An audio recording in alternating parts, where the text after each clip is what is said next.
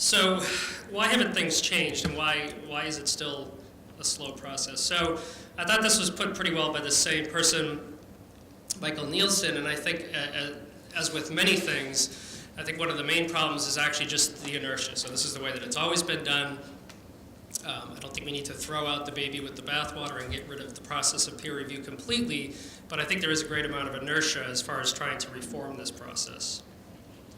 And one thing I'd also like to add is, this is my own thought, that reviewers feel like, and I am guilty of this sometimes myself, that reviewers often feel like they have the burden to determine whether a manuscript actually meets some ill-defined standards of the journal to which it's being submitted. Now, you all review papers, and I'm sure you all review papers for different journals.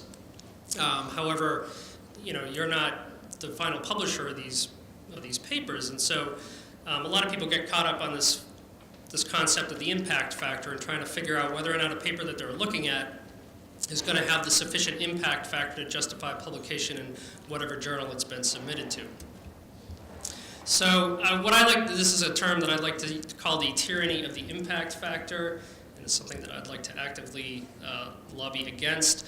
And really the problem here is that regardless of what happens during the peer review process, that the ultimate impact, to a lesser extent the quality, but certainly the ultimate impact of a study is not really immediately apparent. So I think you all can appreciate the fact that regardless of how good a journal a paper is published in, how much data there may be in that paper, it's really the test of time that's going to tell you whether or not the findings are reproducible, whether or not they're significant, whether or not they're going to be physiologically important and lead to something that's relevant down the line. So as you all know, this is the way the current system works. You submit a paper, maybe it gets reviewed, maybe it doesn't. A lot more journals than when I started out. A lot more journals now have a triage process where you may or may not even get a review. Maybe you'll get to revise it if you're lucky, it'll get re-reviewed. Maybe if you're lucky, you'll get a decision, and eventually it'll get published. Now, of course, this is, there are many points along here at which this is not going to happen, and you're going to have to deviate from this. Maybe it won't get reviewed, you're going to then try to submit it to a different journal. Maybe it will get reviewed, but it's not going to get favorable reviews.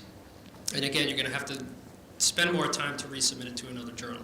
So clearly this is a wasteful process, and I think everybody in this room can relate to this frustration.